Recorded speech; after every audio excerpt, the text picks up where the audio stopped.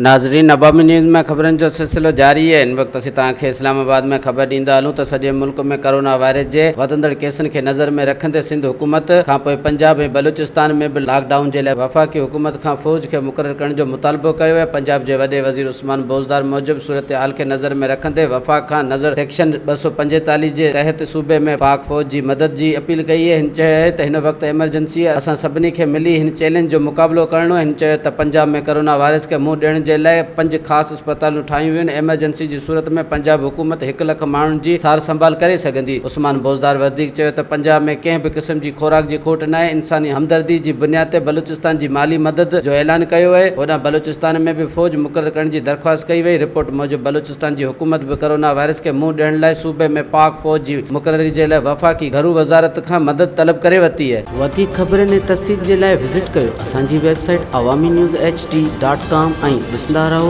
Awami news HD।